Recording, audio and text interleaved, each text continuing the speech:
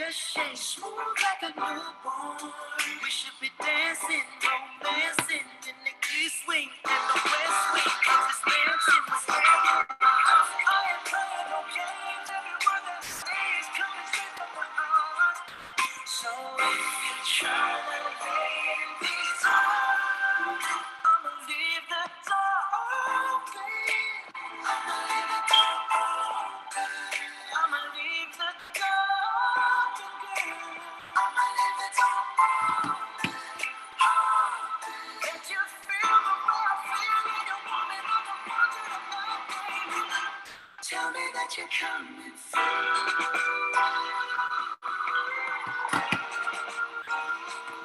So sweet, so sweet, so tight, so tight. I won't bite unless you like. If you smoke, what you say? I got the. And if you're hungry, girl, I got the label. Oh, baby, don't keep me waiting. There's so much love we could be making. I'm talking kissing, cuddling, rose petals in the bathtub. Girl, it's jumping, it's bubbling. I ain't playing no games. Every word that I say is coming straight from the heart. So if you try to ladies, I'ma leave the door open. I'ma leave the door open. I'ma leave the door open. I'ma leave the door open. Can't you feel the way I feel? And you want me like you want you tonight. Tell me that you're coming through.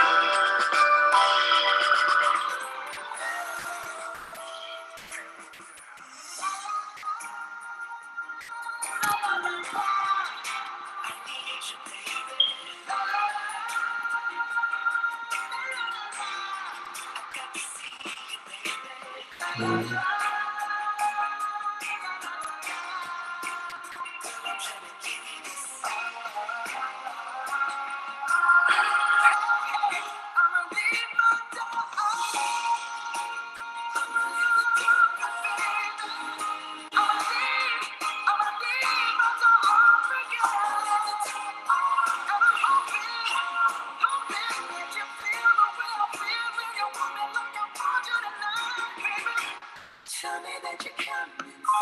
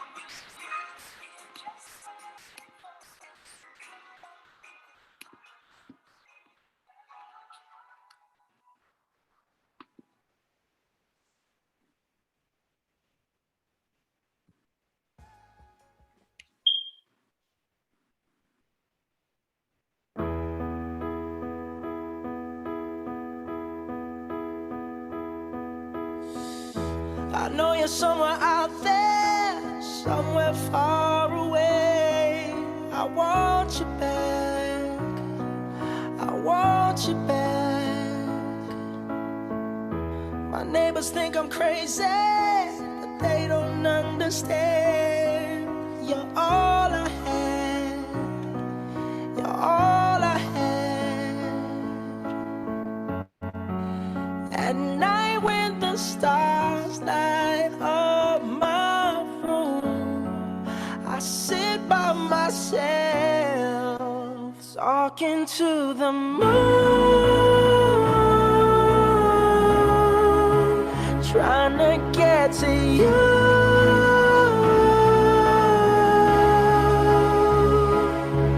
In hopes you're on the other side, talking to me too.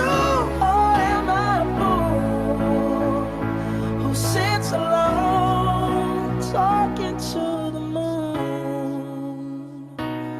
Oh, I'm feeling like I'm famous, It's the talk of the town. They say I've gone mad. Yeah, I've gone mad. But they don't know what I know. 'Cause when the sun goes down, someone's talking back. Yeah, they're talking back.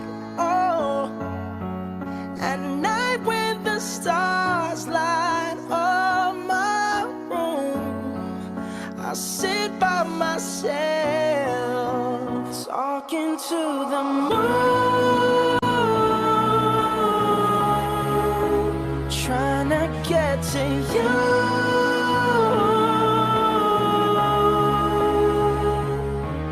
In hopes you're on the other side, talking to me too.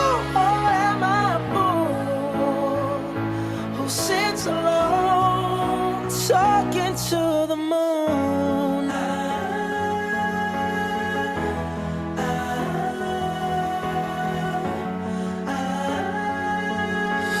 Do you ever hear me calling? Oh, oh, oh, oh. 'Cause every night I'm talking to the moon, still trying to get to you.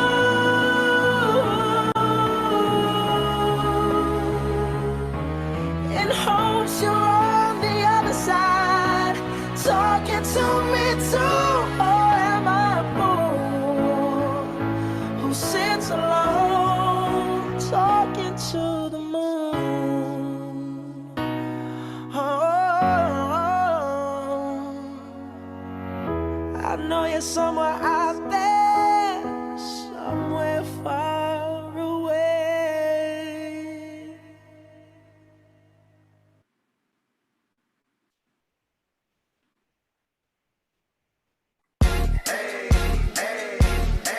I got a condo in Manhattan.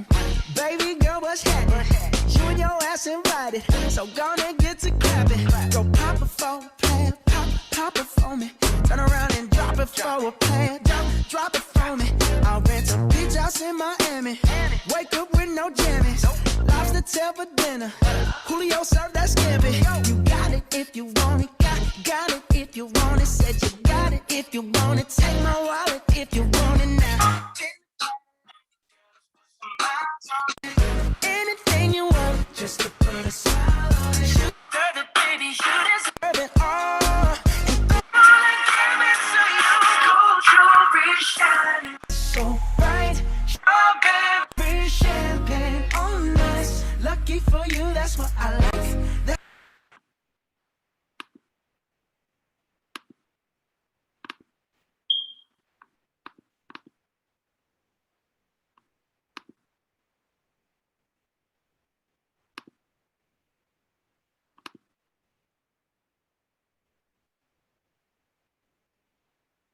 Experian boosted my score by 13 points. I was able to refinance my car, and I have a lower monthly payment by... Well, check your calendars. Today, June 3rd, is the deadline to file the FAFSA free application for federal student aid for the past academic year.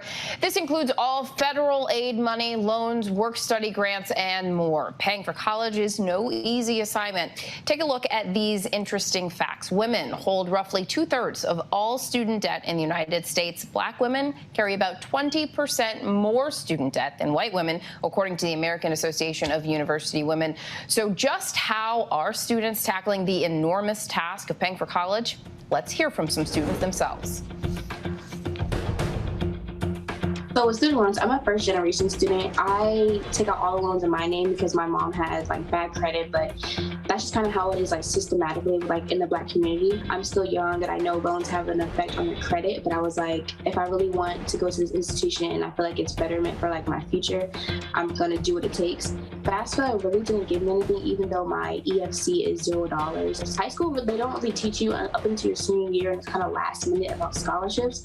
So in my mind, like literally me, I was thinking the whole time that people would give you scholarships, and I didn't know that you actually had to apply. It didn't really dawn on me that I was 18 years old, basically signing my life away when I was getting money to just be able to go to school. I started paying interest every so often when I remembered, and it just seemed like a drop in the bucket. When I paid it, it would just build right back up. So in my head, it was just like, what is the point of doing this? It's just like something that has made me scared to graduate. I hope that I'm going to law school. I'm studying for the LSAT right now, but in my head, I'm like, is this something you're going to go through with? It's been really tough, and I struggle because, you know, as an out-of-state student, my tuition's about like $10,000 more than in-state students. Last year, like right before like COVID hit, I had to take out like a really big private loan because I had no other option. I wish it wasn't just, you know, so hard to, you know, pay for school, especially like when it's a social norm and it's expected that you go to school.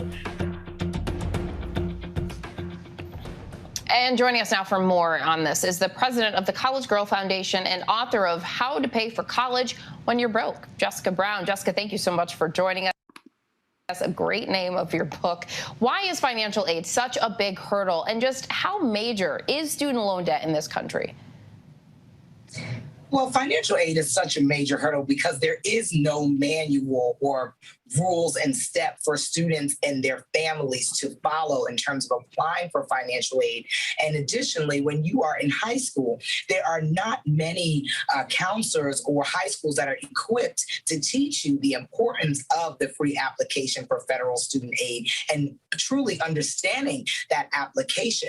So that has been the biggest challenges for students and families in terms of applying to college, is really understanding the FAFSA and the true cost of college, as college is extremely expensive. And Jessica, obviously going through the process is challenging for a lot of people. So what are your tips on navigating all of this? Well, my tips for navigating all of this is staying organized during the college process. If you know that there are 5 institutions that you may want to potentially go to, it is going to be critical to your financial success that you begin to create an Excel sheet. So this way you can manage what are these schools' costs? How far is it from where you are from? Because if you are from Washington, D.C. and you're going to school in California, those costs also have to be added to your annual expenses for college. So it's important for students to stay organized, to make sure that they are reviewing deadlines. Every year annually, the FAFSA opens up on October 1st. So financial aid works as first come, first serve. The quicker you get your financial aid in, the faster these institutions can notify you on how much financial aid you are eligible for. So it's going to be important to make sure that you're sticking to deadlines and building relationships with the financial aid office, understanding your student account, understanding the fees that you are about to pay for, to really understand if this institution you are choosing is financially feasible for you throughout your matriculation. Really good information there, Jessica. And we saw how the COVID-19 pandemic affected so many aspects of our lives. What about students and their families? How did it impact their financial situations? It extremely impacted students and their family situation, as many of their families are now unemployed during this time. So if they were able to financially assist their child on their college education journey of paying, now they are not. So right now it is going to be important for students around the nation to begin to apply for scholarships. Annually, over $100 million in scholarship money goes unclaimed. So it is important that these students begin to find those resources so you are not in a whole bunch of debt once you graduate, and you could be financially free so you can secure all of life's luxuries. So I would strongly encourage students to apply for scholarships and use the app called Scholly, SCHOLLY. It is a great app to use. It is very user-friendly and very inexpensive to use monthly. And Jessica, some of the statistics surrounding student loan debt are staggering. Women hold roughly 2/3 of all student loan debt in the U.S., and Black women carry about 20% more student loan debt than white women, according to the American Association of University Women. Why do women, and specifically Black women, carry this much more debt? Well, we carry so much debt because we are coming from families that, one, are not financially educated about college and really how much it costs, or we are waiting until the last minute. Student loan debt is more than credit card debt in America at $1.7 trillion and is impacting 43 million people. But the biggest demographic is African American women that it is impacting. So it is going to be important for our success that we ensure that we are teaching financial literacy early on so that all demographics are making the best informed decisions on financing and securing their college education.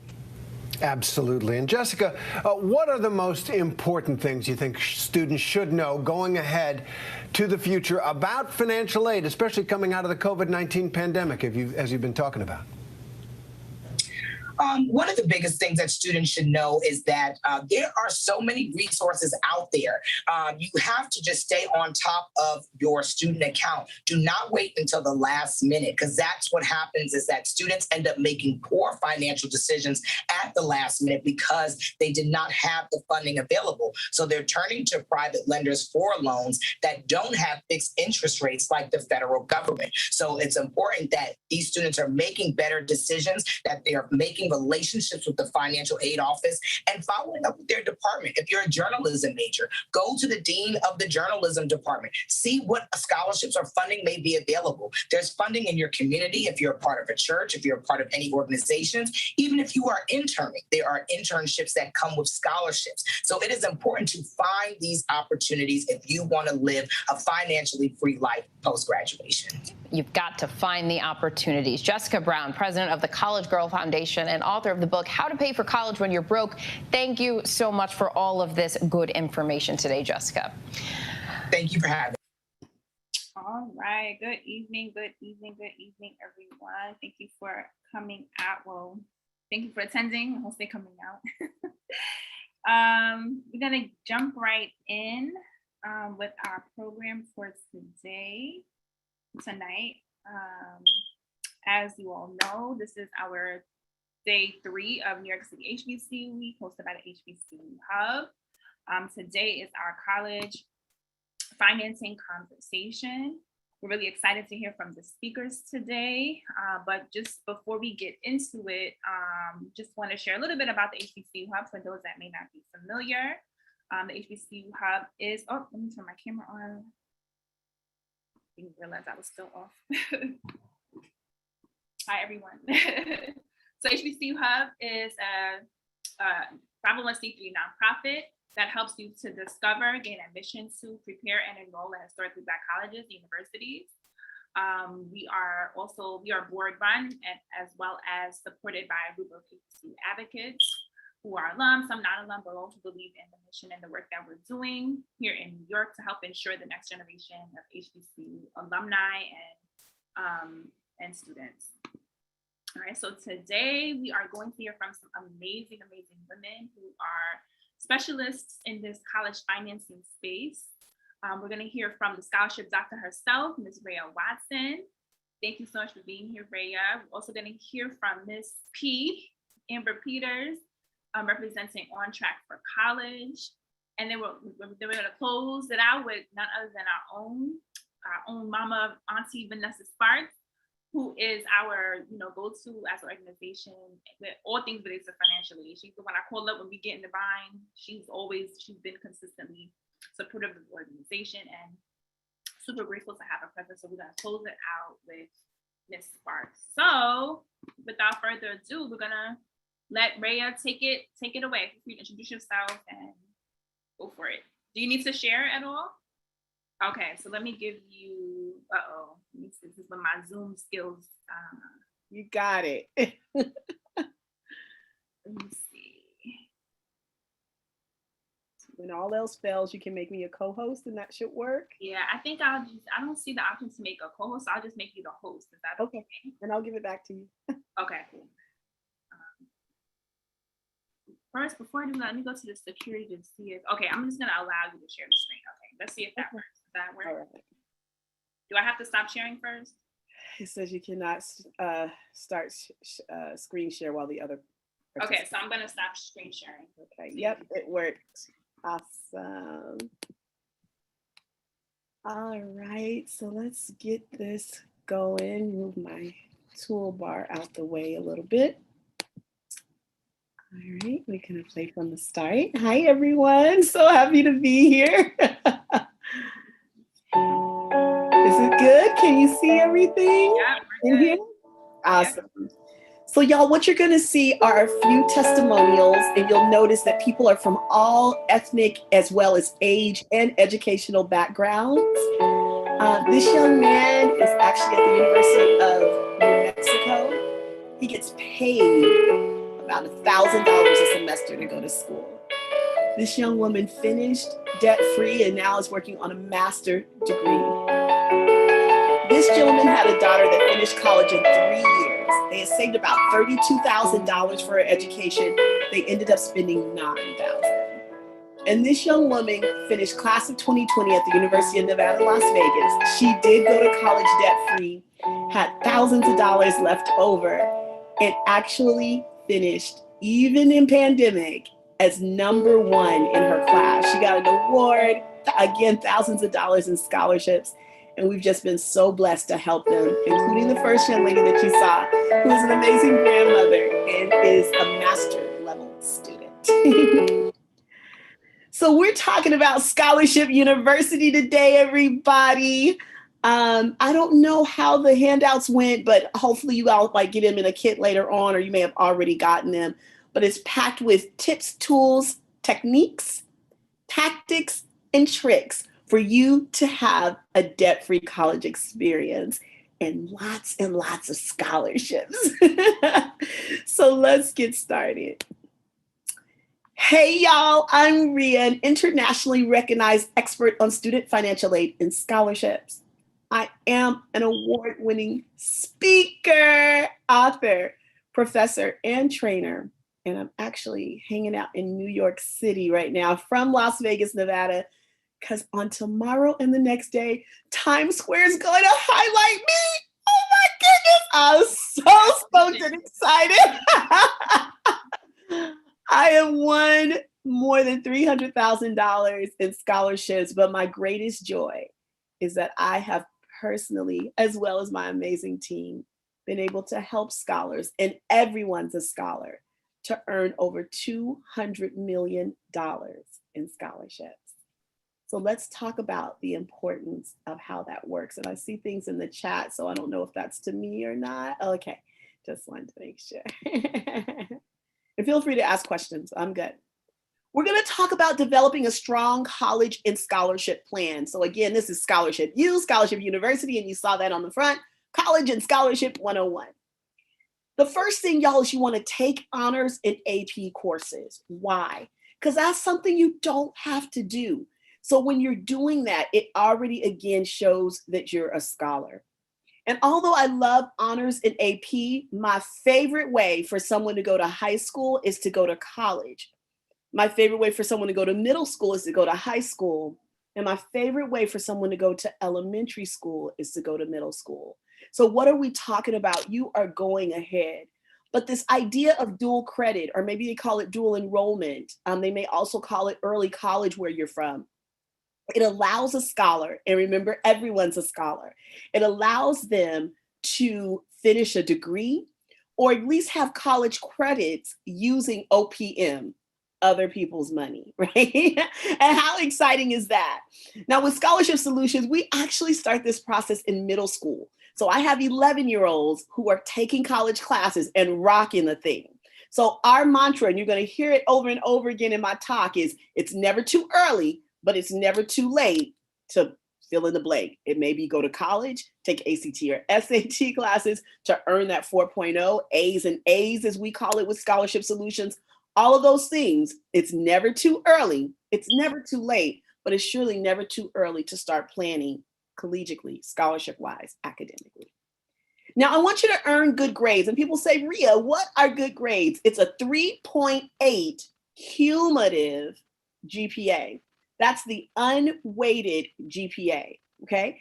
So if you're taking your honors and your AP and sometimes your dual enrollment classes, early college or dual credit, when you're doing that, you're going to get some extra weight. I'm a little bit of a meaty girl. I've been working on my weight, but I'm just saying, I'm a little meaty girl. So I'm going to say that I am the weighted GPA, okay? I'm the weighted GPA. So if you're looking and trying to say which one, because people ask me that all the time, which one is the weighted? You could just say, it's the Riri GPA. It's the one that's a little thicker, a little heavier. It's a little bigger, okay, than the other GPA. So when you think, which one is it? So when I see your 3.8, I want it to be the smaller of the two. So my sister, she's normally on with me. She's a little bit smaller than me. So I always say, you want the Kelly GPA, not the Riri GPA, to be a 3.8, okay? So I always think it's the bigger, the weightier, the thicker, the heavier one, all right? So I always want the lower, the less, the skinnier one to be the 3.8. I want you to have a great class rank. What does that look like, y'all? Finish in the top 1 to 10% in your class. Did you know that there's scholarships for that?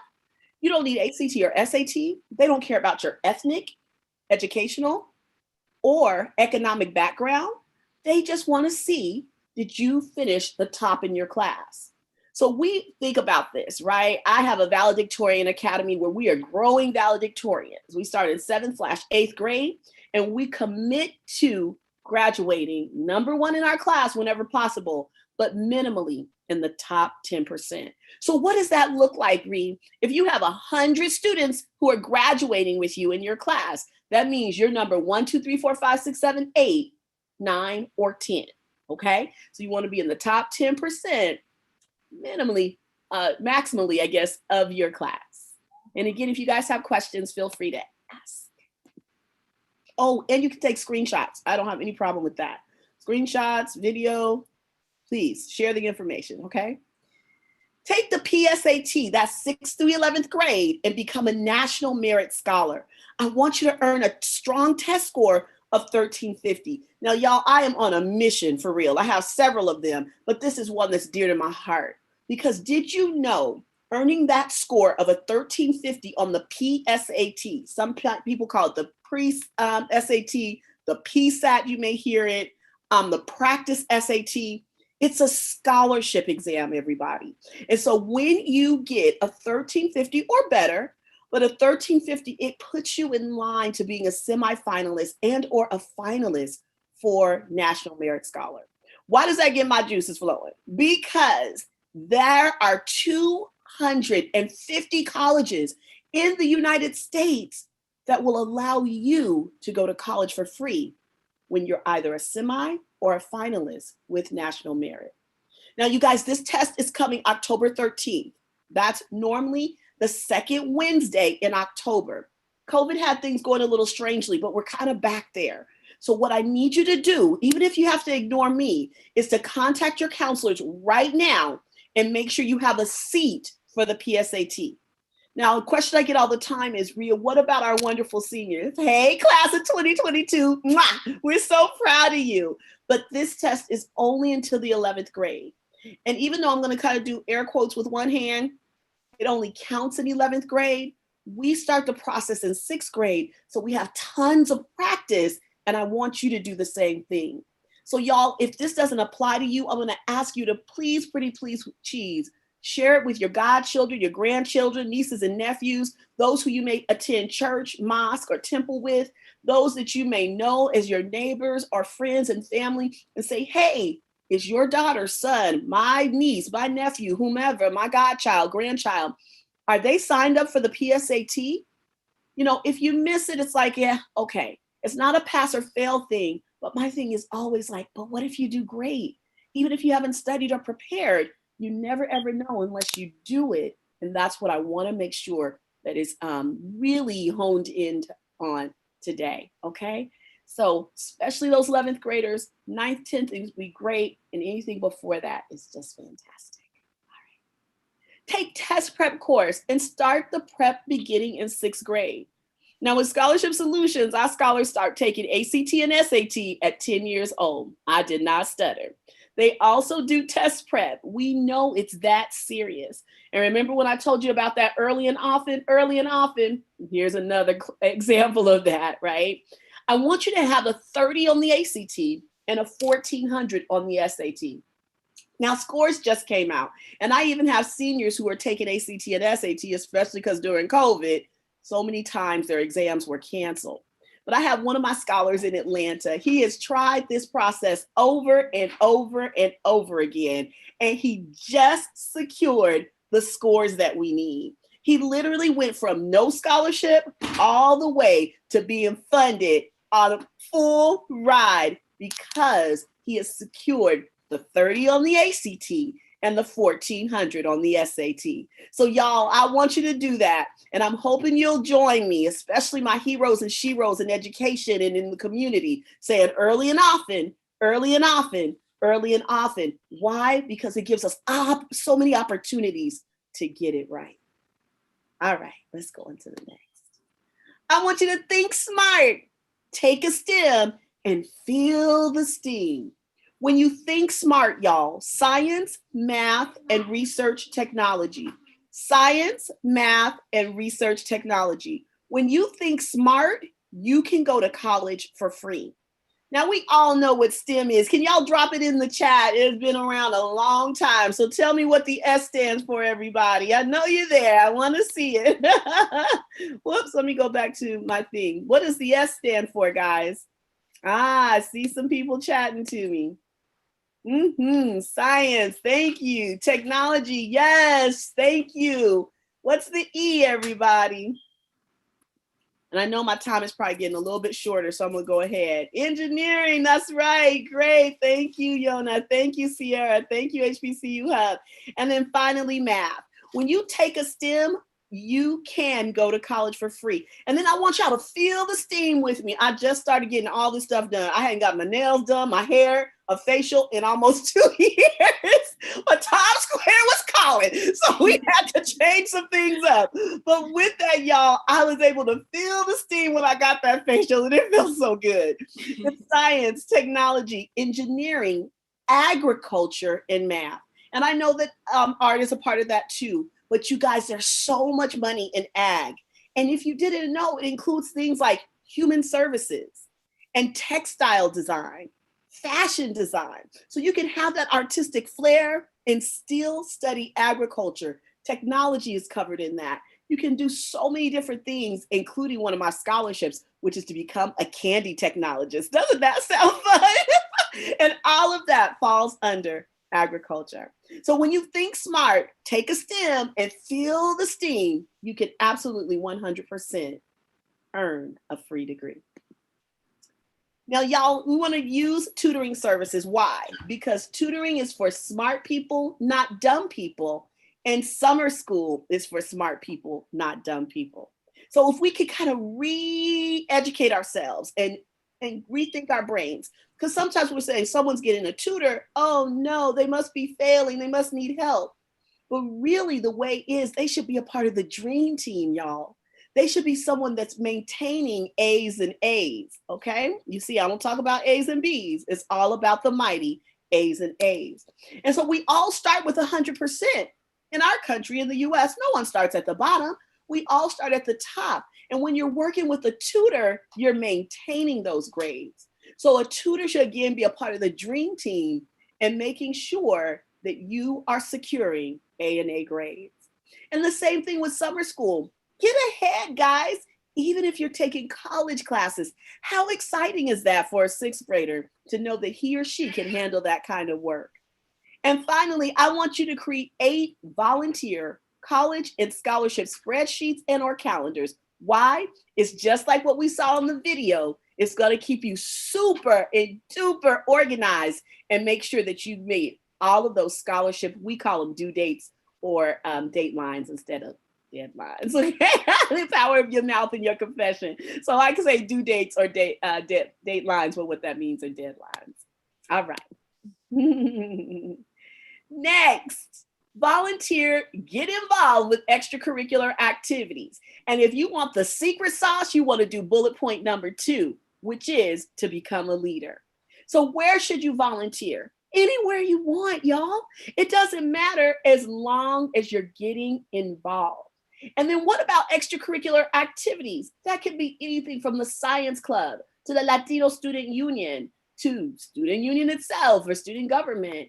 You might want to do something that my scholars always appreciate, the waffle club. I didn't stutter. You can make waffles in the morning. Everybody will love you. Y'all can talk about waffles or even the hot dog or corn dog eating club. It does not matter what it is. I just want you to do it and do it well, and especially take a leadership role. When we volunteer, there's actually a phone number just in case you're looking for somewhere. It's 211, and it doesn't matter where you are in the country. Everyone can dial that number and say, I'm 16, I want to volunteer, and they'll give you places to do it. You can also go to volunteermatch.org. That's volunteermatch.org. And again, I think that's in my documents. And you'll see there that you can put in your zip code and find a place to volunteer very, very close. I want you to establish a good rapport with teachers, coaches, advisors, and community members. Why? Because those equal letters of recommendation, and everyone needs a great letter of recommendation. I want you to talk to your academic, financial aid counselors, and even your scholarship coach should be a part of the dream team, because they're going to have the heartbeat of scholarships and where you can get funding. I don't care how young or young at heart you are. I want you to start searching for colleges now. And I also want you to start applying for scholarships now. Since you can earn scholarships at age 0, I did not stutter. As soon as you are out of the womb, we haven't found them for inside the womb, but ages 0 to 99, we say, from the womb to the tomb, from birth to death. Since you can do that, why do we wait to senior year? There's no reason to, but you shouldn't feel guilty or bad. Just go ahead and start today. So this is Dale. Dale won all of these scholarships, and he's right now a junior at Vanderbilt University. One thing I want you all to notice, if you see Wendy's and McDonald's, yes, they do exist. And one thing that you can think about is, what's my favorite restaurant? Where do I spend my money? And if you put that in a Google, you might find out that they have a scholarship. Well, I thought Dale did a great job. He won tons of national scholarships, Wendy's, Ronald McDonald, and even Elks. If you're a senior, or if you're not, mark your calendar, because every November 15th, they give out the second largest funding source in the United States. The federal government is first, and Elks Foundation is second, y'all. $50,000 is their top award, but they also give out 40, 30, 25, 20, and a ton of $4,000 scholarships. The other thing I like about Dale is he didn't turn down any money. So this Economic Summit and Student Leadership Conference scholarship, that was a local scholarship that was $1,000. But anytime there was a scholarship that we gave Dale, if it was $250 or $25,000, he applied. And he was able to write his ticket into Vanderbilt debt-free. Beautiful. Am I short on time? No, take it. You got it. Okay. Things every scholar should know, y'all. And I know we have some great speakers, so I do not want us to miss out on them. But let's say out loud and read and write, I am going to college for free. My little nephew just came in. Again, we're here in New York City enjoying Times Square, and he's got his thumbs up because he got McDonald's and he's excited. But since he was 18 months old, he's been able to say, after his family, he's my nephew, his parents, Grandmere, who speaks French, which is grandmother in French, he's been able to repeat, I am going to college for free. Now that he's the ripe age of 6, I could just say, nephew, I am, and he just goes for it, going to college for free, and talks all about college and knows about a degree and understands what he wants to be, which is right now the president of Japan, and he is sold on that, okay? Now I want to be the astronaut. Oh, and now he wants to be the astronaut of Japan. But the thing is it's all about that since he was a tiny, even before that, actually in the womb, his parents were very dedicated to the collegiate process, okay? So I just want you now to take that up wherever you are. And again, those who you influence, tell them, I am going to college for free, right? And then I want you to read daily. My mama says readers are leaders, and it's so true. I want you to participate in STEM, STEAM, STREAM, yes, even STREAM, science, technology, reading, engineering, art, agriculture, and math, classes, clubs, and activities. Explore colleges and majors online and in person. Y'all, within an hour of every single person's home, there's a college. Why not take your children there? Kids, go and eat in the Taco Bell and the Panda Express at a college. Look at the dormitories. You don't have to fly over to Las Vegas where I am just to do a college tour. Or we love our historically Black colleges and universities. My sister and I are both proud graduates of Morris Brown College in Atlanta, Georgia. Yes. And we love all of that. But sometimes in a world pandemic, we might just have to go down to the local JUCO or university that's within an hour of our drive to get that experience, education, and exposure. I want you to attend college fairs online or in person. Now we're even doing hybrid. Earn straight A's. Yes, I did not stutter. We are all about the mighty A's and A's. Somebody has to be number one, y'all. Why not you? I'm trying not to cry, but I believe in you. I trust you, and you can do this. Yes. I want you to prepare, study, and rock the PSAT, ACT, and SAT. Take high school classes while you're in middle school. Take college classes when you're in high school. Have those 5 letters of recommendation. Volunteer regularly. Remember 211 and the volunteermatch.org. Participate in extracurricular activities. If you didn't know, September is College Savings Month. And in many places, you can do that for as low as $15 a month.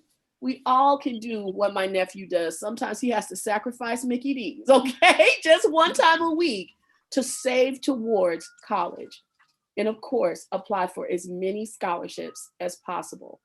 I didn't quite catch the statistic that the wonderful young woman said with the foundation, but I'll tell you my stats on scholarships. There are $50 billion in scholarships every single year, but only $3 billion go claimed.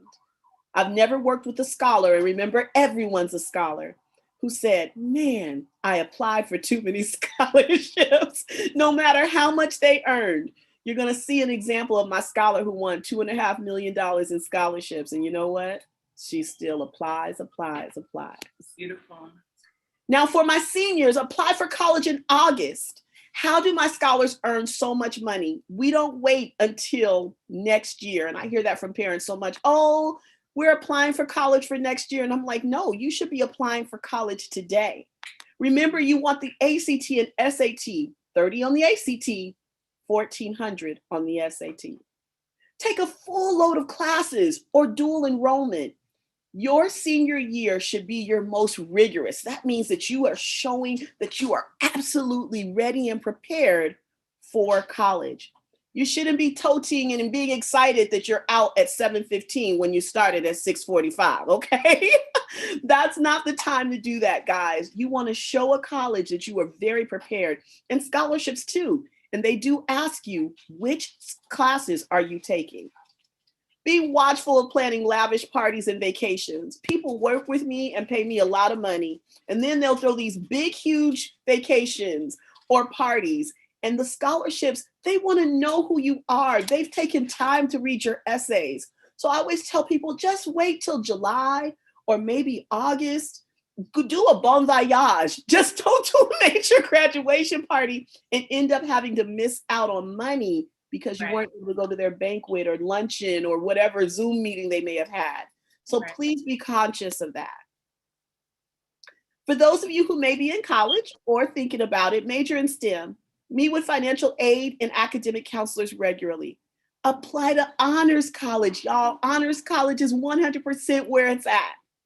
Become an RA or a member of student government. Did you know there's a scholarship for that?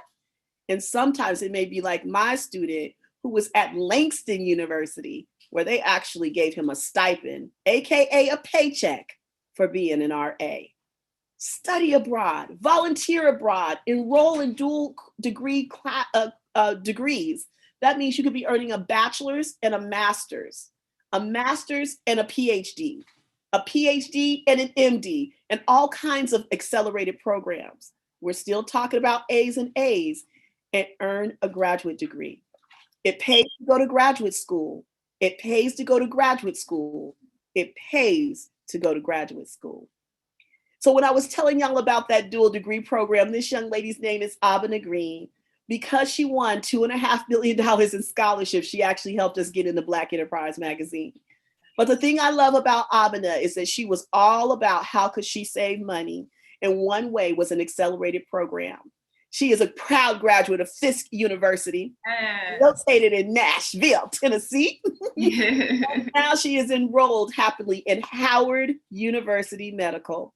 Beautiful. She is Dr. Abena Green. And the reason that I love what Abena did, she did the dual enrollment program. She was earning both studying at Vanderbilt, getting paid $35,000 in a stipend. Remember, that's a paycheck. She just did everything right. And I'm blessed that we were a part of it. They said in this magazine, as you see, Scholarship Solutions was an answer to prayer. And that means more to me than they will ever know. Oh, beautiful. So y'all, these are the types of scholarships. There's merit, music, art, athletic, academic, financial need, and miscellaneous components. So I'm going to go through it quickly because I know we're probably rushing on time. Merit is volunteerism. You could just replace that word. And we already talked about the importance of that and making sure to take a leadership role. Music is just that. It's wonderful. But I tell people to kind of think outside the box, y'all. If you play the sax a little bit more popular, what could you play this maybe not that you already have the talent for? Maybe the flute? I have a harpist this year, and he calls himself a harpist, a hooper, and a hero. Why? Because he is African-American, living in the heart of Atlanta, and plays the harp, and he's male. He also plays basketball, but he is one of the youngest and actually only volunteers at an amazing museum, again, in Atlanta, Georgia. What a great repertoire and resume. And yes, he's already won thousands of dollars in scholarships, and he won't stop.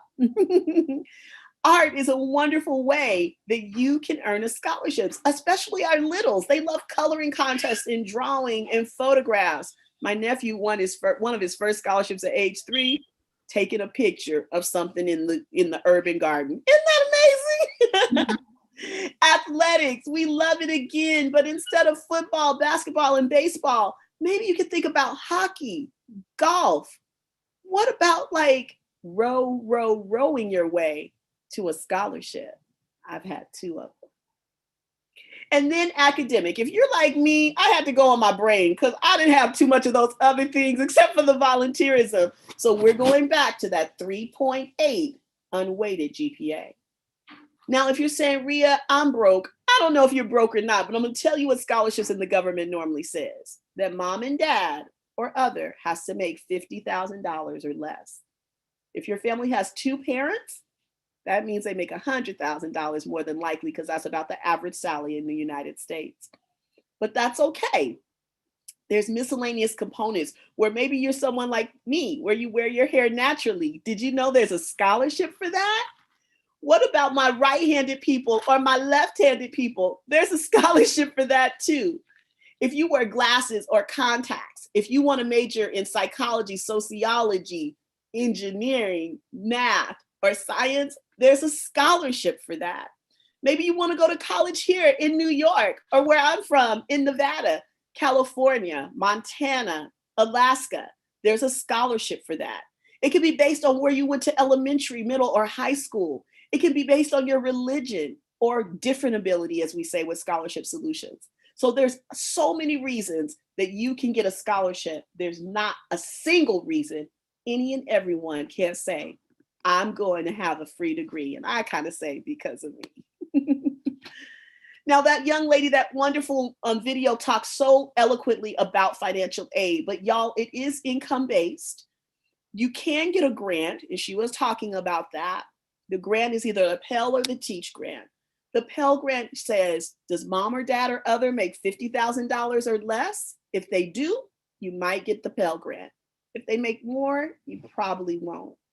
But the Teach grant came under President Obama's administration. He wanted to grow our own. So if you're interested in teaching day school, that's pre-K to 12th grade, not what I do as a professor. But if you want to teach pre-K through 12th grade, you can get $4,000 a year under the Teach grant. Work study is just that. You want to work and study. I have a student right now in Portland, and I'm telling her mom she can only work. The program was meant to do work and study. So where do you do that at? The financial aid office, the library, the admissions office. And my students have been getting great connections at the athletic department. So working for the vice president or the president or dean of athletics, okay? So those are great places for you to work and study. Now, I don't know too much about loans, but I'll give you at least these definitions. Subsidized means we get a little help from the government. They pay the interest while we're in school. Unsubsidized means interest starts to accrue straight away and it's all yours. So it's kind of that testimony that one young lady gave saying, I paid a little bit of the interest, but it didn't make a difference, okay? There are both parent and student loans, but I'm hopeful that you won't take those out after today and you'll know that you can apply for scholarships. However, everyone should apply for financial aid. And as was mentioned in the video, it's October 1st, and there you see where to apply. Everyone should do that because scholarships need that information regardless. So what do we do to secure scholarships? I want you to apply. I always say, I know a surefire way that you'll never get a scholarship, and that's if you don't apply. Y'all, you have to be ready to write lots of essays, okay? That's how they know that you're serious and you're taking the time and the interest in their program. I do want you to hire Scholarship Solutions Tutoring Services or whoever you like. We help secure those A's and A's. And then yes, we also do ACT and SAT test prep courses. I've really tried to keep it where it's a community service because the power of the test score is absolutely amazing. Now, y'all, I'm going to give you some 7 unique scholarships. You're going to have the packet or you already have it. But did you know there's a scholarship for tall people? There used to be one for short people. But when the gentleman passed away, the scholarship closed. But still, if you are 5'11" and female or 6'2" and male, every February, the Too Tall Scholarship is open for you. Do I have any vegans or vegetarians in the house? Did you know, guys, that they offer $5,000 and $10,000 scholarships? Hey, Vanessa, I see you, AUC. I talked about those unique sports like rowing yourself way to a college scholarship. Well, if you become a bowler, you can do that too. This is a $10,000 scholarship for anyone ages 14 and better. We say that better instead of older, okay? However, you do have to be a student, okay? So no matter what your educational level or age, as long as you're age 14 or better, you do have to be a student. So that's one of those unique scholarships that is connected to that. The next scholarship is they want to see what unique ways can you heal cancer. And so it's the James Ryer O'Connor Memorial Scholarship. And this one is really special because it's monthly. So if you don't win the first month, just apply until you do. I told you that Candy Technologist was coming, and that is an ag scholarship. How exciting that you can win $10,000 to make candy. How fun! And then this is one of my favorite scholarships that my nephew actually applied for because you can be age 5 to 25. So he applied, and even with the built-in scholarship coach with the scholarship doctor, he didn't win. But do we care? No, because he's going to apply this year all the way to age 25, and we will get it right, and he will secure this $5,000 scholarship. But come on, compete against us. It opens and closes in December. So I'm looking forward to seeing you running against my nephew. And this young lady right here, I think she was one of the best examples of applying for and winning unique scholarships.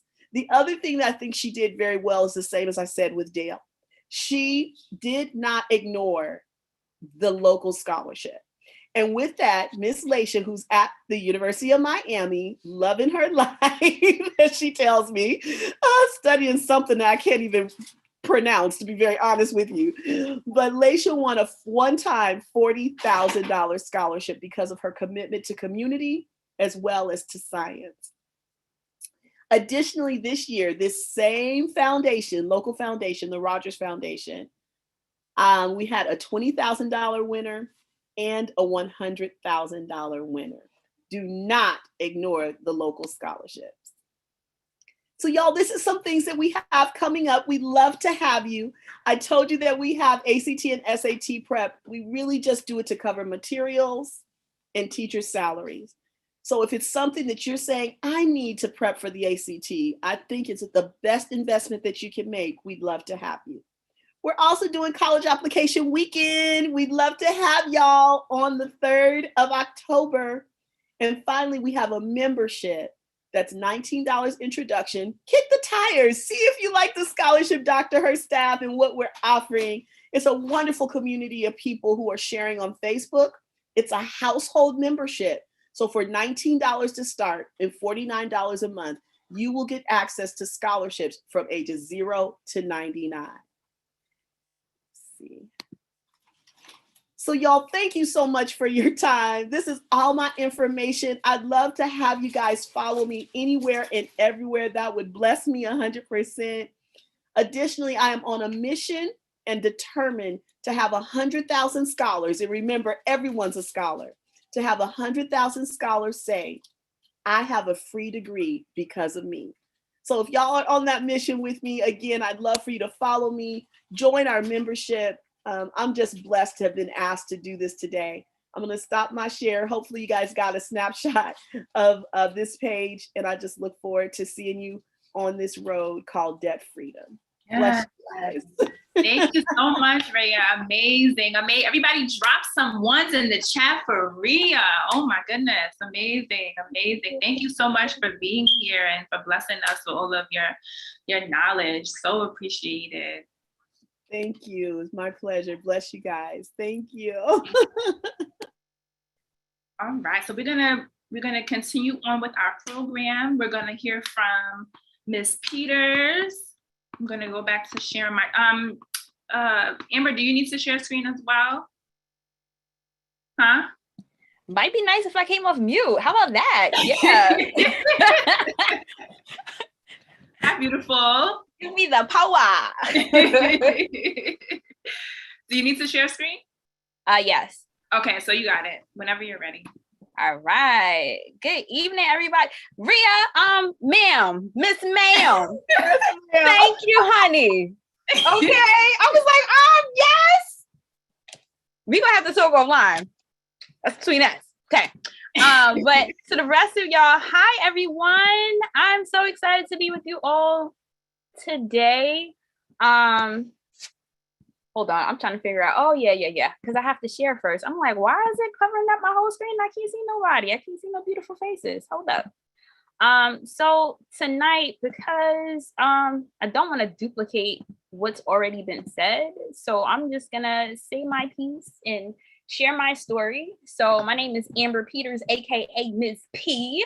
I go by Ms. P in the field. Why? Because there's not too many Ambers that look like me, right? So you put Amber Peters in Google, I'm never the first one to pop up, but Ms. P, which is a name that my beautiful students gave to me so long ago, it's something that keeps me humble, keeps me grounded. And so I've kept it, and it's actually a part of my brand to remind me of who I do it for, and that is for you. So I always pick a little quote. So this says, the actions you take in the present should set you up for a prosperous future. Absolutely 100%. You've been given so many gems by the scholarship doctor, and we're going to keep that train going, okay? So I'm the founder of On Track with Ms. P, which is my brand where I go into schools and organizations to provide information and resources to students. The reason why I decided to get into it is because I did not have all the information I needed to plan for college. Similar to the young ladies that you've seen in the video, I was like, what the heck? How the heck?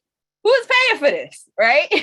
And so I decided I didn't want anybody else that was connected to me to be as confused as I was going into this. I'm also the creator of an app called On Track for College. It's an app I literally, when I say I'm the creator, I mean it. I mean, all the information you see, down to the design, down to everything that the buttons do, me, okay?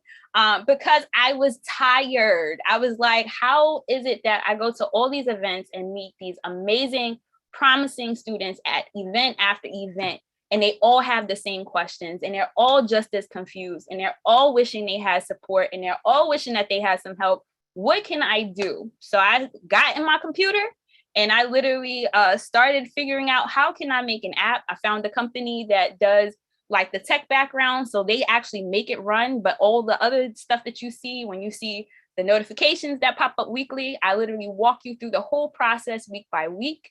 When you see all of that, that's all me. That's like literally me talking to y'all. Hey, remember to do X, Y, Z. And that's the reason why I got into it.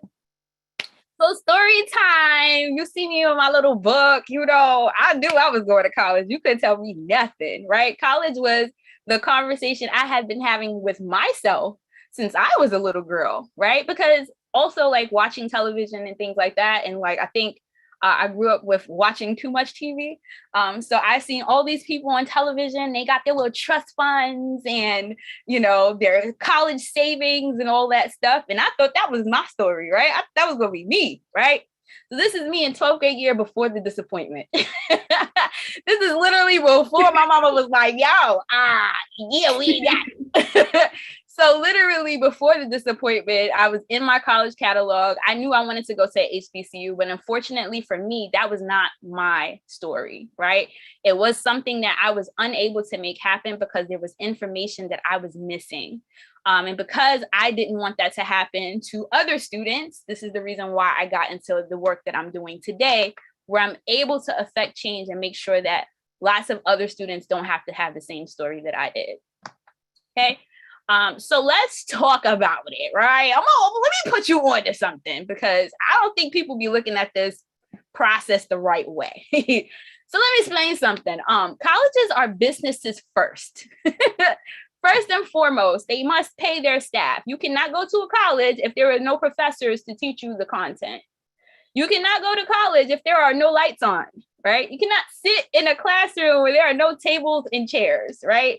And so we have to understand that when you're paying your tuition, it is helping to do all of these things, right? And so for us, we get to be smart and we get to make a plan to make sure that we are able to counteract some of these things, okay? So it's really, really important that we center ourselves in this conversation, that it's a business first, right? They do care about you getting an education and a degree from their institution and be able to blow them up even more. But at the end of the day, when we're thinking about finances and we're thinking about money related to college, we have to understand that they're a business first and that they think with strategy. But what happens all too often is that families go into this and they don't have a plan or a strategy, right? But they have a plan and a strategy to get your money, right? When you see college fairs and you see them coming to your schools to talk, that's a strategy. They have to get your butt in the seat so they can pay the professors to teach you the things so you can get the degree, right? So we also have to center ourselves around our own strategies to make sure that we can make college as affordable or free as Miss Ria said, right? We can get this affordable or free experience, okay? So here's some costs to come. So for my seniors, welcome to the jungle. For those of you who have not stepped into the jungle yet, this is what's coming, okay? And this is the reason why, you know, we talk about finances and we try to put the money conversation up, because we want you to be knowledgeable. This is something that I always start a conversation. I always start my presentations with this. You see the little eyeballs? Because that's literally how the parents be looking at me in the sessions like, who is paying for this? Right? And that would be you, right? So let's talk about it. We got some pre-application costs. So these are things that are not going to necessarily be covered by, you know, any of your financial aid or anything like this. This is before it happens. So one thing to note, if you are a student who has a low income experience, for myself, I was definitely low income. So I got tons of fee waivers, which means that I did not have to pay for my SAT fees and some of my college fees as well, right? So that might not be your plight. So, but for some of y'all who got to come out of pocket, right? Those people who have the higher incomes, these are things that you're going to have to pay out of pocket. So we got some college application fees, $0 to $75 a pop. Okay. SAT fee. Just so we're clear, I changed this slide like 3 times in the last year and a half. Okay. The prices keep going up. They're not going down. Okay. So the SAT fee right now is $55. They've gotten rid of the written part. So you don't have to pay the extra part for the writing part anymore. ACT is $60 without the writing and $70 with the writing. Test score reports, if you have to send them to schools, which you do, right? When you are applying to a school, the school is going to want to see your test scores. And for each school that is on your list, you have to send your score reports. If you received a fee waiver, I believe the first 4 are free, but other than that, outside of those 4, if you apply to 10 colleges, right, that means 6 of them you're going to have to pay for. And it's $12 to $13 a pop, right? If you decide to go to some of the more selective schools, and that's mainly like the PWI. So you're thinking about like the Cornell, the Columbias, and those sorts. It's $25 for the first college, and then $16 for each additional college. What I will tell you is the great thing is if you use the Black Common App to apply to HBCUs, you pay $20 and knock out a bunch of schools at once. So that's a hack for you. Okay. Post acceptance. Once you get in, they're gonna hit you with some more stuff, right? Now you in there. They like, yes, we want you. You're wonderful. You're amazing. Come to my school. Now you have some post acceptance costs, right? You got some commitment deposits that's gonna come. Once you say yes, you have to hold your seat. Your housing deposit, right? That's another thing that you're gonna have to hold your seat for, right? The other thing is tuition and fees, transportation. If you're deciding to go to a school that's far away, right? You're gonna have to travel back and forth. You can't stay there for holidays. Usually they put people out. So you have to be traveling back and forth. You have to figure that into your cost structure as well. Clothing and toiletries. Who likes clean underwear? I do, right? I like my drawers to be clean, and I don't have to pick and choose what I'm gonna eat or clean my drawers, right? So we have to make sure we got clothing and toiletries.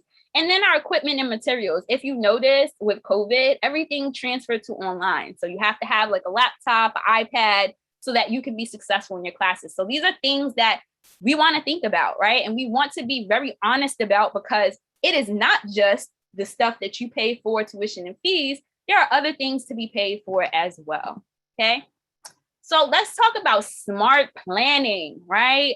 Scholarship Doctor gave you some excellent tips. I'm going to give you some more. So smart planning, I want you to do this, right? I want you to start early. I don't want you to wait till the last minute to get started on this process. You've seen what you might have to pay. I hope you took a screenshot of it. It's also on the app. If you go to the financial aid section, I have that same graphic right inside so that you can see all the things that you need to pay for. I want you to also refine your skills, right? Skills pay the bills on every industry you could think of. Skills pay the bills. So I want you to be skilled. I want you to read a lot. Look, see, we got something to comment. Scholarship Doctor, read a lot. You always need to see the fine print. So make sure you're always reading. And the other thing is to build social capital. Sorry, I spelled it wrong. I just realized that it's wrong. But build social capital. You got to have the right people around you at all times, right? You got to make sure that you have the people that are connected to the opportunities, to the resources that you need at all times, whether that be in your high school, whether that be in the college that you go to. You always want to have people around you that are invested in your success, okay? So I want you to say this affirmation with me. I am where the money resides. I'm always going to be where the money resides, right? So in talking about this conversation of finances, that's what we want to say. We want to say that we are where the money resides. We want the money to come to us. It's easily attracted to us. It always wants to be in our pocket, in us, around us, on us all the time, right? So we want to make sure that we affirm that. So here's some ways that you can get that money to reside with you, right? So you have gift aid, and we want to focus solely on the gift aid. The self-help aid, we don't want that, right? Ms. Ria said we want to go for free, right? So we don't even want to look at the bottom one, but I want you to know all of what happens and all the ways that you can pay for your college experience. So you have your financial aid, which is the grants and scholarships, which is where we want to stay. This is where we want to be, right? Self-help aid is, things that we got to do something strange for a little piece of change, to be honest, right? So whether that's paying interest, whether that's actually working for the money, That's what self-help aid is. And that is split into loans, which is the word that nobody likes to hear, and work study, which is a federal program. But the thing about that is you may or may not get it. And that's one thing that people don't talk about often, is that if you cannot find a work study job, you do not get that money. Okay. So we want to stay at the top with the gift aid to make sure that we're able to pay for our college experience with that. Okay. Things to note. FAFSA open up October 1st. Video will be square.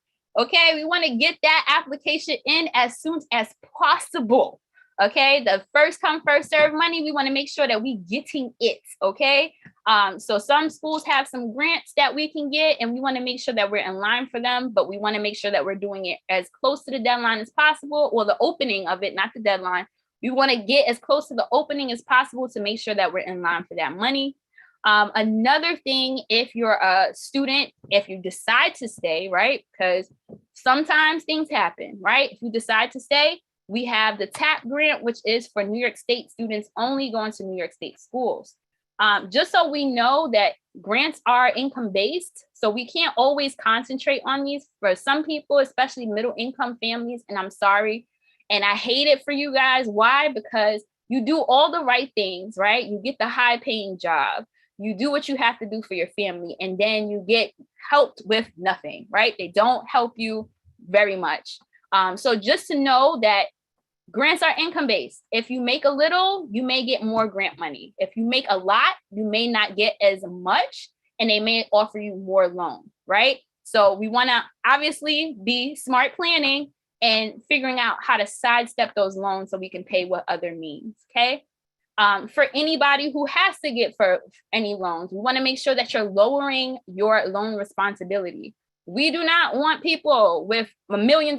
Like my friend says, she has a small house in Florida. That's how much money she owes in student loans. We never want to get to that point ever, right? So we want to make sure that we have the lowest loan responsibility ever, or none, if we can help it.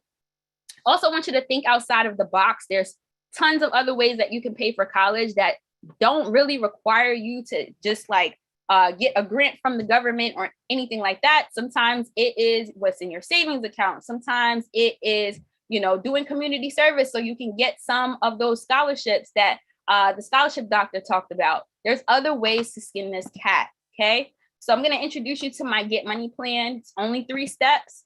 So first, I want you to do your research, right? The scholarship doctor gave you a bunch of scholarships to start with, right? And there's tons more, and they're going to keep coming all year. Even when you decide to go to college, the scholarships don't stop, they keep coming.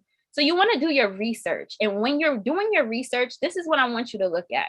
I want you to look at what those scholarships can pay for. I want you to also look at what are the terms, right? Like, are they only giving you money for this first year? Is it for all 4 years? Is it only for 2 years? You want to make sure you know that so that you always have a strategy to cover any gaps that you may occur, right? Another thing is to determine your need. I want you to sit down, and this is probably the hardest conversation you're going to have. Mom, Dad, how much money do you make, right? It's never a comfortable conversation. Some parents are open about it and be like, hey, so this is how much I make. This is how much I can contribute to your college education, right? And then you're going to have some parents that are like, why are you in my pockets, right? So you want to make sure that you have it regardless of how uncomfortable it is, because it's going to help you to figure out exactly how much money you need to secure to pay for your college education. And then the next thing you're going to do is fill in the gaps, right? And you can fill in the gaps with several different means, right? I've seen people do crowdfunding campaigns where they were like, hey, it's my turn. I'm going to college. I want to be a nail tech, let's say, right? I'll do your nails and show you what you're investing in. Or I had a young man who was going to college for culinary, and he made plates for people in his neighborhood, and he made all the money that he needed, plus scholarships that he got and everything like that, to help pay for his college experience. So there's different ways that you can look at this. Another thing is taking college credits while you're in high school. The scholarship doctor talked about that earlier.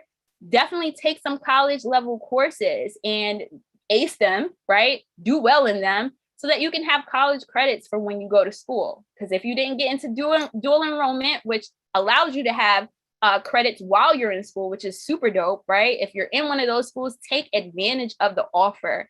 I actually have a young lady that I work with 2 years ago. She's pretty much done after this semester. She does not have to do any more school because she did 2 years of high school and 2 years of college at the same time. So now she is going to be done in January, right?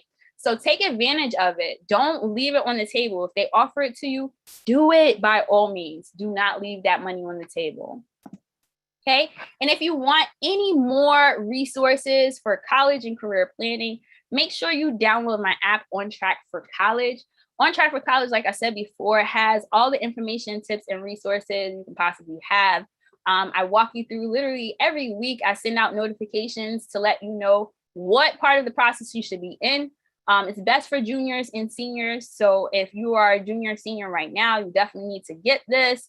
We're going to have lots of different things. We're also going to be offering a membership that is going to be $49.99. It opens up in October, where you get to sit with me week to week, and we get to do this thing together. So you do not have to do this alone. So I know that's one of the biggest issues, is that people feel alone during the process. And I'm here to make sure that that does not happen.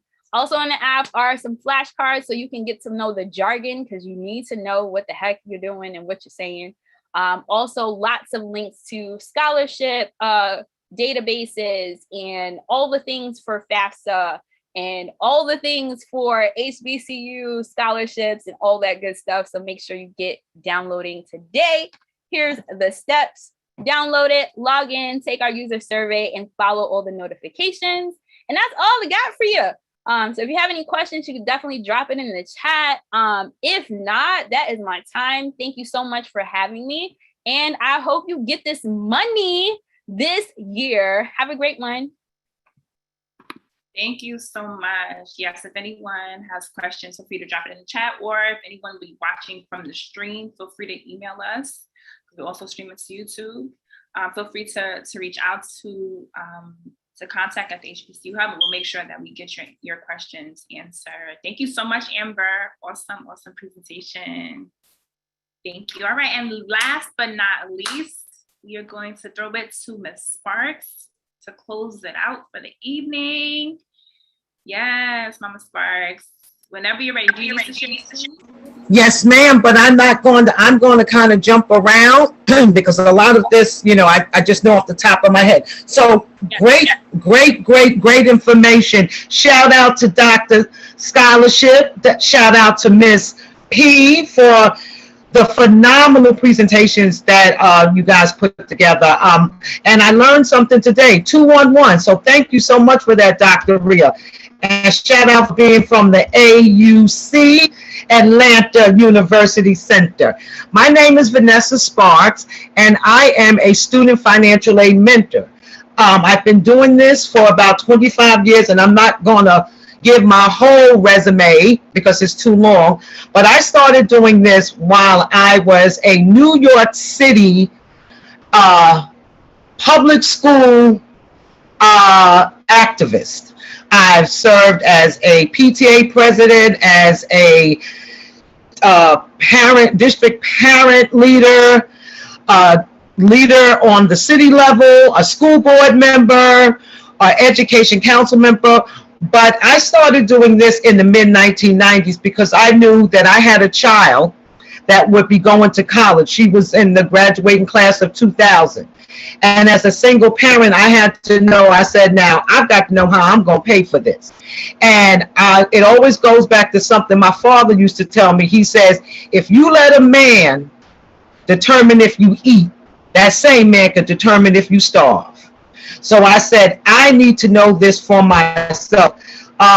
I don't know if you can give me sharing capabilities. So a couple of things, and I'm not going to regurgitate what you've already heard. So I'm going to talk about those exact how to. So everyone has talked about the FAFSA. So the FAFSA stands for the Free Application for Student Aid. Just so you know, the FAFSA does not give money. FAFSA is the tool that is used by the federal government, by the state government, by the college itself, and even many scholarships to determine your need. And need is not determined by us. Need is determined, need is determined. Hold on, I put it up, Nicole. So just give me a second. I'm gonna talk, and but I'm going to try to open this up. I'll get it. Don't worry about it. But I can keep talking. So need is determined by the federal government, the state government, the college, and in the case of some scholarships, the scholarship themselves. So again, the FAFSA, Free Application for Student Aid, opens up October 1st. If you are on this call and if you are a student or the parent of a student or someone that works with students, today, right now, the first thing you want to ensure that both the parent and the student have obtained their federal student aid ID. You would need to go to student aid, www.studentaid.gov. FYI, only utilize, when you're applying for the FAFSA, only go to the domain that ends in .gov. There are a couple of FAFSA.coms out there that are not, that are for fee services. You don't want that. www.fafsa.gov. If you don't have your federal student aid ID, you need to get it today if you are in the class of 2022. That you will need that to file your FAFSA electronically. If you are required for your parents to submit information, your parent will also need their own FSA ID. So if you have not done so, that's the first thing you want to do. Again, FAFSA opens up October 1st, 2021, and this will be for the fall of 2022. So if you are a graduating senior or if you are going to be a returning college student, you need to file that FAFSA beginning October 1st.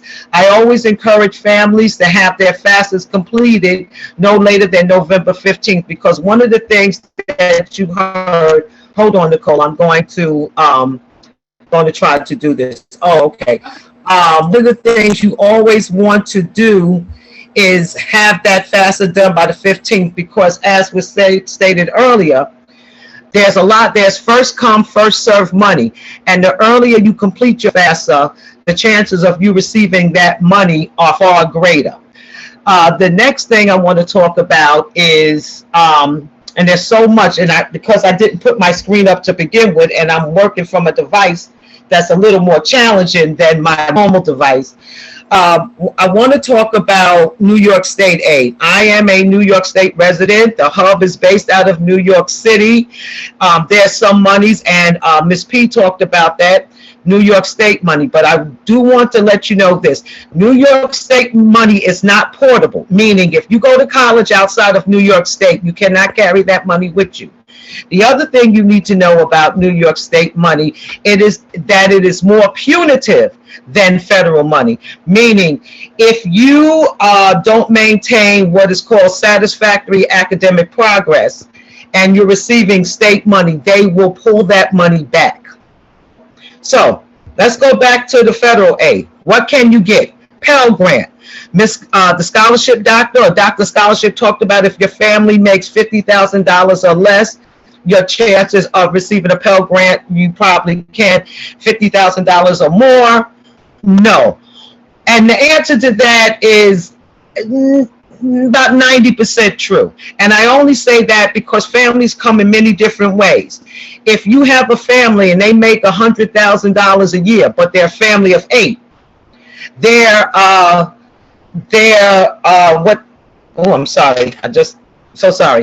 the way the federal government does the calculations, it may make you eligible to receive some Pell money. And let me give you a little secret. There are some scholarships, even if you receive $1 in Pell, you're able to apply, because there's some scholarships that if you are Pell eligible, you're not able to get that scholarship. The first one that comes to mind is this Gates Scholarship, which deadline was September 15th. And those of us that know, our schools here in New York City did not open until September 13th. So unless you attended a school where your counselor informed you back in the spring of the deadline for the Gates Scholarship, you may not have known. And the Gates Scholarship, if awarded, it would pay for your entire college education. So let's go. So let's talk about the federal money. So first, there's the Pell Grant. It is a need-based grant. Maximum amount right now was $6,495. You can receive anything from, thank you, yes, the EFC, which, by the way, FYI, it will be changing next year. There will no longer be a EFC beginning next year. It will be switched or changed, a different methodology to the Student Aid Index. So Pell Grant, you can receive anywhere between $1 up into $6,495. The next pot of free money is something called the Federal Supplemental Education Opportunity Grant. Sometimes you'll see it as SEOG, sometimes you'll see it as SEOG, sometimes you'll see it as EOG. That is a pot of money that comes from the federal government. You can receive anywhere between $1,000 and $4,000. But as stated before by Ms. Pete, I believe, that is what they call first come, first serve money. So again, have those FAFSAs completed by November 15th. The next pot of free money is the TEACH grant. That is a grant, and the scholarship doctor talked about it. It is not based on need. It is for individuals that plan to teach upon completing school. But there's a catch to it. You have to sign a contract. And if you don't fulfill your end of that contract and you receive any of that money, they turn that money from a grant to a loan. FYI, many schools do not give this money to undergraduate students. So just be mindful of that. There's work study, and again, that's first come, first serve money. So what's going on at many schools with work study right now because many schools, closed last year. So many things have changed that some places are doing work study where if you're awarded work study, you will have a virtual assignment. This is a conversation that you want to be, if you want to have with the school that you're interested in applying to. Something I want to tell you about work study. If you are a high school student and you don't have one, please develop yourself your high school resume or CV, because colleges will want to see it.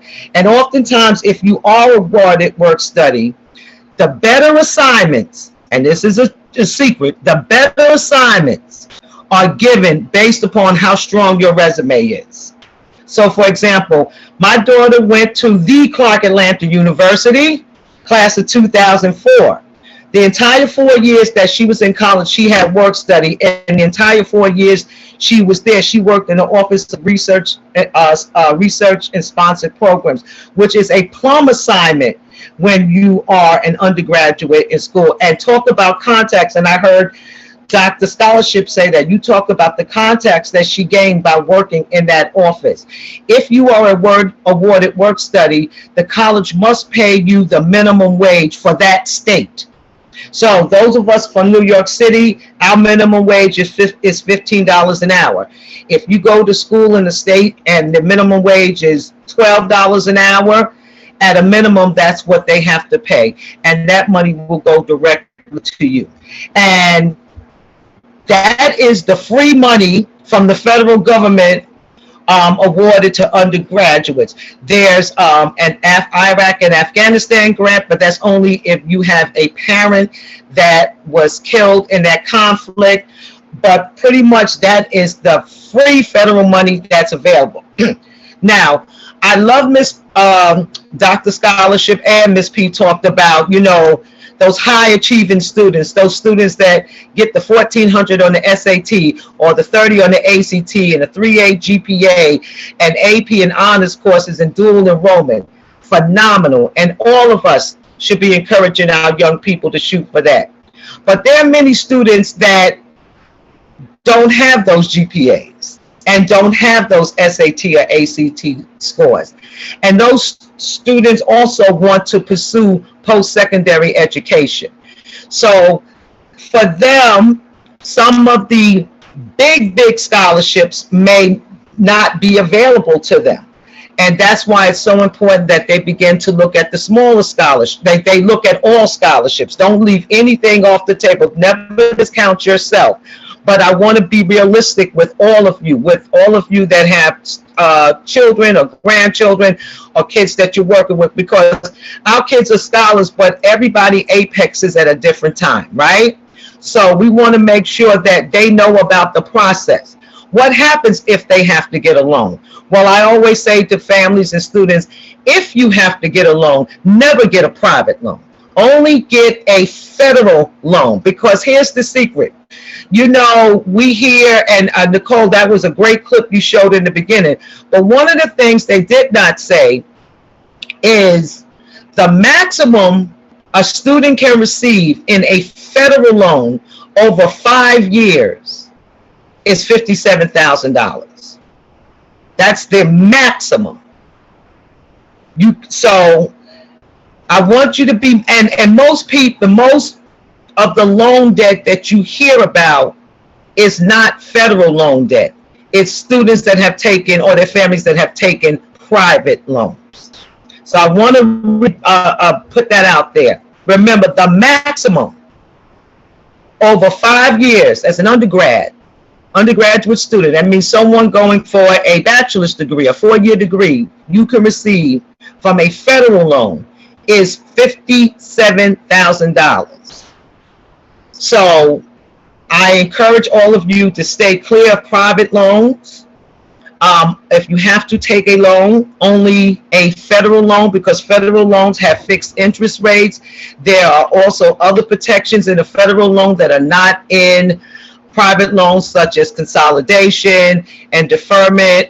In fact, there's still a deferment on federal student loans that has been in place now for over a year. So if anyone has a federal student loan, unless they're paying it, it has been deferred, I believe, until the 31st of this year.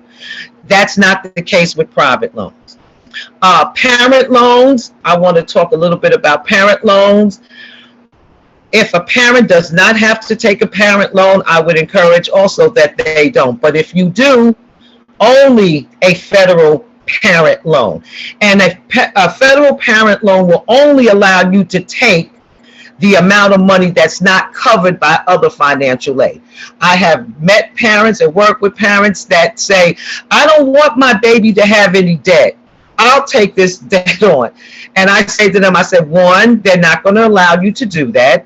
And two, it really doesn't make sense because they have more working years than you do.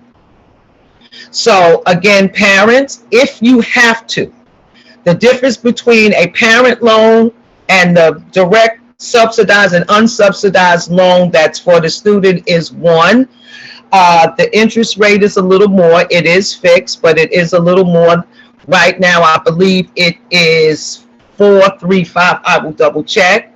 Where for the direct student loan for the student is only 3.75. Also, there's no credit check on the direct loan for the student, but there is a credit check for the parent. So parents, in preparing for your child's college education for next year, I want you to be mindful of these things and start doing your research now. Again, federal aid is the foundation of all financial aid, even scholarships, because there are many scholarship programs that will require you to complete the FAFSA. Most of them, particularly if they're need-based, most of them will. So let me just skip over to state aid, New York State aid, because I don't think there's enough discussion talking about New York State aid. As I said earlier, New York State aid is a little more punitive, and that's where we have the TAP, that's where we have Excelsior, that's where we have the STEM scholarship, those programs. So the most known New York State program is the TAP program. If your New York State adjustable gross income is less than $80,000, you are eligible to receive TAP. It can be applied to any post-secondary education program in the state of New York. Remember, if you're going out of state, you cannot take TAP with you. Right now, the maximum TAP grant is $5,000. I believe it's $5,035, and that is for a dependent student. If it is an independent student, it is $3,825. I just want to backtrack a little bit because this is really important to know. Families come in all kinds of ways. We that families come in all kinds of ways, right? Mom and dad and kids, mom and kids, dad and kids, mom and stepdad and kids, stepmom and dad and kids, grandparents and grandchildren or other family members. Knowing whether the student is a dependent or independent student is very important. So for the purposes of financial aid, a dependent student, this is someone that will have to provide their parents' information, is someone who's under the age of 24 in an undergraduate program with no dependents of their own. So the traditional graduating high school student that's supported by mom and or dad would be considered a dependent student, and they are required to provide their parent or parents' financial information. And parents mean your biological, your adoptive, or step parent. Now, what about the kid that lives with grandma and was raised by grandma or another family member? Well, that student is an independent student and no parental financial information is required. And that's really, really important to know, particularly when we're talking about New York State aid. That's really, really important to know. So again, we have TAP for New York State. We have something called the New York State Excelsior Award, or scholarship, which by the way is not really a scholarship, but it's awarded to qualifying students based on family needs. So if your family income is up to $125,000, you can apply for an Excelsior Award, providing you go to a CUNY, that's City University of New York, or SUNY school. So you cannot use that money if you went to Columbia University, or you went to Hofstra University, or if you go to NYU. If you're a New York State resident and you're going to go to college in New York State, and you're going to a private New York State school, you cannot receive the Excelsior Scholarship. Okay? The other program I want to talk about is the STEM grant, a New York State STEM grant. That's for individuals that are going to be majoring in a STEM major at a college in New York State. The student has to have graduated in the top 15% of their graduating class, and they must also sign a contract agreeing to live and work in the state of New York for 5 years after they graduate from college. And let me just go back to the Excelsior Scholarship. In order to maintain eligibility for the Excelsior Scholarship, you must maintain 30 credits per year. So if anybody knows anything about going to college, 30 college credits is a lot in one school year, but that's a requirement for the Excelsior Scholarship. But I want to talk about something that no one ever I don't hear a lot of people talk about in New York State, and that is something called the Arthur O. Eve Educational Opportunity Program, or the EOP program. So in New York State, we have something called the EOP program. It is available at every New York State college, public and private. It's just called a different name at each set of schools. So if you go to a 2-year City University of New York college, it is called College Discovery. If you go to a 4-year CUNY school, it is called SEEK. If you go to a State University of New York college, it is called the EOP program. And if you go to a private college in New York State, it is called the HEOP program. But it is a program for low-income New York State residents that are going to college in New York State to financially assist them and academically assist them while they're in college. Now, the income criteria is the same whether it's private, SUNY or CUNY. However, the academic criteria varies depending on what school you go to. So if you go to Columbia University, the academic requirement is much higher than if you go, let's say, to the Borough of Manhattan Community College. But this is a great program for students that are going to stay in New York that are low income, or those students that have been deemed independent. It's an excellent program, and not enough information is given about that. There's also a grant program for students that are in foster care. It's called the ETV program. New York State is only one of 7 states in the country that has it. I'm sorry, yeah, one of 7 states in the country that has the ETV. It's an additional $5,000 for students that are going to pursue post-secondary education. And it doesn't matter if it's a 2-year school, 4-year school, trade school, or vocational school. So if you work with students and they fall in that category, please have them speak with their counselors about it. So everybody knows I'm a huge HBCU advocate. So let's talk about financial aid at HBCUs, because there's this misconception that HBCUs don't give money, and guidance counselors often say that to students, at least here in New York City, in the public school system, as a way to dissuade them from applying to HBCUs. That is absolutely not true.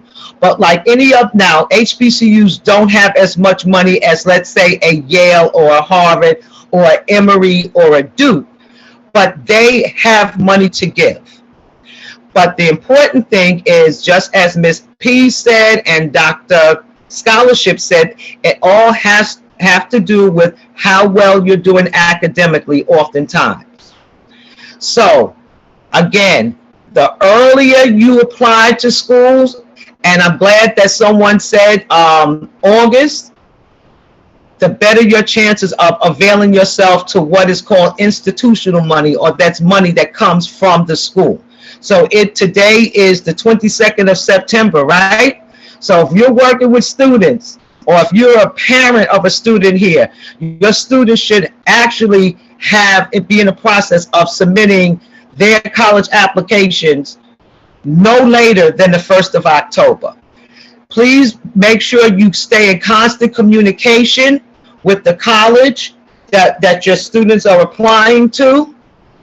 Oftentimes because we don't communicate with the schools and we don't let them know, we leave a lot of money on the table, or we're not meeting those dates and deadlines that are required. So because I don't want to regurgitate anything that's said as it relates to scholarship, because you have the scholarship doctor here. So this is the doctor in terms of scholarships. But what I will want to say is about the process. Please understand that this is a process. It is not like making Kool-Aid, where you add the Kool-Aid, a cup of sugar, water, stir, and you have Kool-Aid. It is a process. The earlier you start this process, the better your chances are in receiving institutional money. That's money that comes from the school. Please do not wait until January to complete your FAFSA. And I want to talk about the CSS profile. So Ms. P, I'm glad you talked about the CSS profile. The CSS profile is required at 400 colleges in this country. Usually the more selective colleges require the CSS profile. And now, Ms. Peters, just so you know, if you come from a family making less than $100,000 a year, you will be given a CSS profile waiver. If you earn less than $100,000, if your family earns less than $100,000 and you're applying to a school that requires not only the FAFSA, but they also require the CSS profile, you will be given a fee waiver. The CSS profile also opens up October 1st, 2021. I will tell you, it is a very detailed financial aid application. It is used as a supplement by 400 schools. It asks a lot of questions that the FAFSA does not ask. The FAFSA is only going to ask you questions about your custodial parent or parents' financial state currently. The CSS profile is going to ask about their current financial state, what they anticipate for the year ahead and the year prior. Also, the CSS profile will ask you, it will require, many of the schools require that the non-custodial parent, so if you are the child of divorced parents or separated parents, or your parents are not married and not living together, the CSS profile, many of the schools require that the non-custodial parent also complete the profile. So the CSS profile is a little different, and I bring this up because if you are applying to schools that require the CSS profile, I encourage you now to have a real in-depth conversation with your parents, custodial and non-custodial, because their information is going to be required. It is a very detailed application. I think I'm not sure. I know it's more than 30. I know it's about 20 pages long, and it's done online. However, if your school, the schools that you're applying to require it, I would encourage you to begin working on it October 1st. Again, I don't want to regurgitate anything about the scholarships, and you heard so much. I will say to students and parents, please sign up for scholarships. Please sign up for scholarship engines. Again, I'm a huge HBCU advocate. Please set up a UNCF account, just so you know you do not have to go to a UNCF school or an HBCU to receive a UNCF scholarship. Just last November 2020, UNCF, there was a scholarship administered through UNCF only for New York City students that identified either as Black, Latinx, or Indigenous American, whether you were going to a 2-year or 4-year school anywhere. And many of our students missed that, Nicole. Did you know that? Because not only were we under a semi-quarantine, many guidance counselors had no idea that that scholarship had even opened up. So, I'm sorry? I know you guys told your cohorts about it. So we were able to apply to it. So I know you told your cohorts about it, but I would encourage all students, particularly if you're looking to go to an HBCU, to create a UNCF account today. Many of those scholarships have opened up. Again, look at the local scholarships. There are tons of local scholarships. New York City public high school students. There is a scholarship that is only for New York City public high school students. It is given by the UFT. The application process is now open. Speak to your guidance counselor tomorrow to ask them for that scholarship application. The deadline, I believe, is in December, and it's only for students that attend a New York City public school. Please look into, leave no stone unturned. The hub is a great resource. If you didn't know, you now know about Ms. Peters, Ms. P, and the scholarship doctor, with whom I will be reaching out to because she has some phenomenal information. I may try to go real fast, but in the interest of time, but October 1st, the FAFSA opens up. The CSS profile opens up. If you are a New York State resident and you're going to be going or applying to a college in New York State, once you complete your FAFSA, it will automatically link you to the New York State Higher Education Service Corporation, where you will apply for your TAP. You cannot apply for state aid until you apply for federal aid.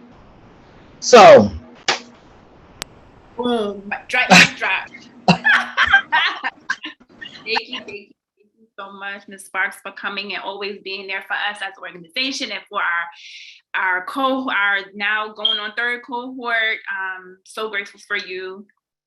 Thank you. And we're gonna wrap up. We are not going to hold everyone much longer. I wish I could see who was on the stream, but it's all good. I'm gonna share our last bit of announcements. For those that are interested in joining our next cohort of HBCU Hub University, feel free to scan the QR code to access our pre-application so that you can have access to additional information when we release it. We are excited about this being our 3rd year. We have had 2 cohorts of students that we've successfully transitioned to HBCU. So if it is your desire to attend an HBCU, definitely tap in with us.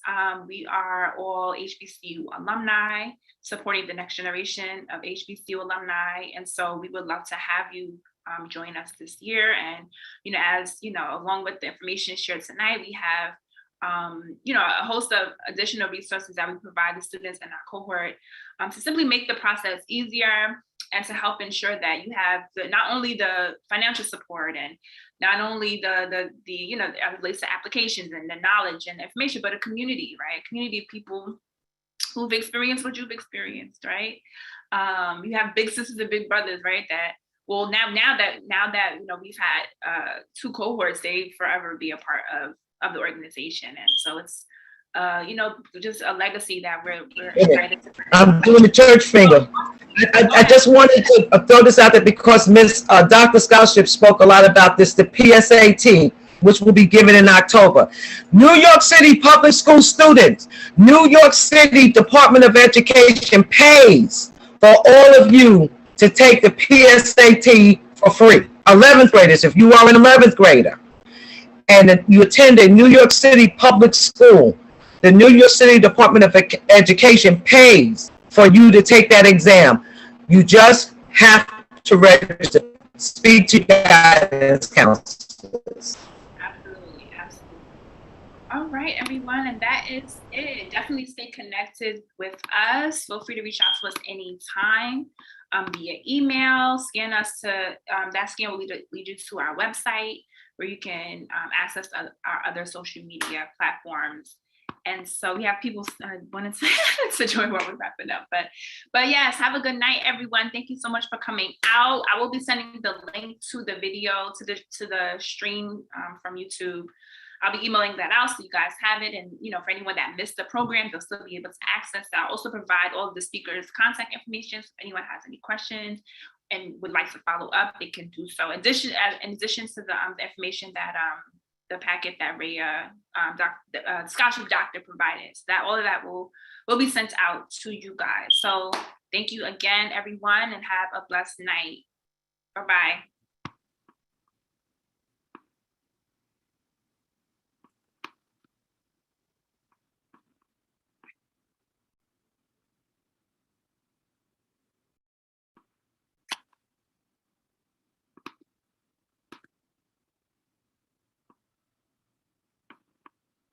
Thank you so much. This was so great, Nicole. I appreciate you and what you're doing. You're Aaron, so welcome. so nice meeting you. Likewise. Thank you. I didn't see you were still recording. Apologize. Thank you both. What you say? I was saying I apologize. I didn't see you were still recording. I thought you had. Oh no, it's okay. No worries. All right, y'all have a All right, blessed I'll be in night. touch. Thank you. I look forward to it.